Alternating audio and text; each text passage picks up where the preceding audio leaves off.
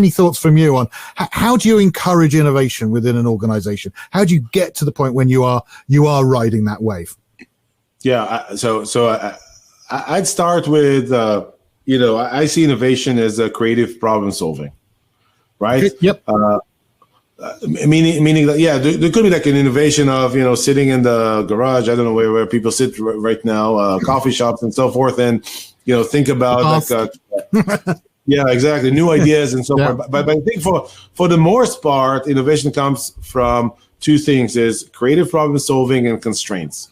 And I think all organizations have both, right? I've got constraints. I never have enough resources, and I think the biggest constraint right now is time.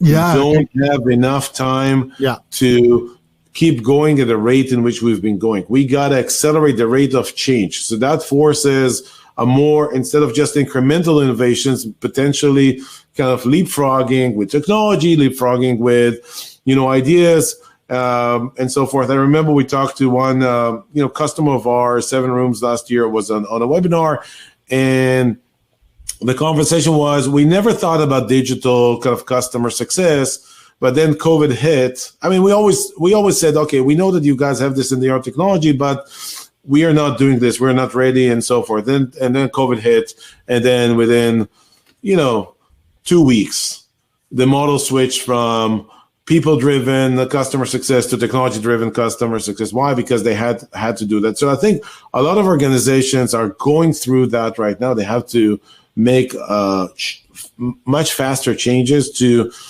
meet the demands of the market. I mean, last year we were all like negative around this time, right? COVID just hit. Q2 of last year was like terrible. I think it's an uncertainty thing there, right? We haven't had time to really assess. So because of risk increases where uncertainty is present, right? I also think that there was no vaccine just yet, and I think the mindset was, you're right, uncertainty, but there was a lot of uncertainty for so many relationships all at the same time. It was very, very scary for many organizations. And I think this year there's a huge opportunity that increases, right? Everyone there's is doing deal with it mindset now. Yeah, definitely. But a lot of businesses, right? I mean, I've talking to a company, there's a lot of companies that you see that are growing 50%, 100%, 200%, because all of a sudden markets that would have matured over a longer period of time have been matured very quickly, and now it's a market grab. So whether it was, how do I slow down effectively last year, or how do I accelerate fast this year, and how do I move from slowing down to very fast moving, this is what a lot of organizations are dealing with. Or indeed, how do I help my customer to accelerate? Yeah. Exactly, in the same fashion, whether I have more customers but the dynamics is much. That's the constraint, kind of the speed in which we need to make changes. Now the innovation is, okay, what is what solutions are we going to provide to this problem? And I think being curious and looking for alternatives and learning from others. And thank you, Rick, for actually running this show, because it allows other people to learn from others.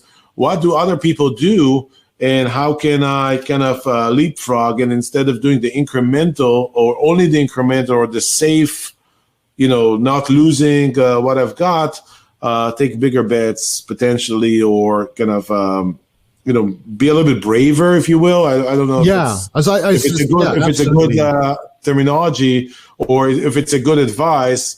But I think at least being open-minded about additional ways in which you can do things, because others are doing them, or you can be the first, and so forth. I think that is driving innovation culture. And I must tell you that what I'm seeing across the board, from the largest organizations in the world, who you would expect to be extremely conservative and slow to change because they're so big. Yeah, but you would expect, I'm seeing different behaviors these days. I'm seeing much faster motivation. I think everyone adopts agility, because I think the probability to predict the future pre-pandemic has changed. People recognize that there's going to be all sorts of black swans that are going to happen. But you're right. I agree with you. Big business was known for being cumbersome, being like the super tanker that takes a 3 miles to change direction sort of thing. And I think you're right. I think that has changed, and lessons have been learned about how to do that and how to innovate within a large organization. And they've learned. I would totally agree with you.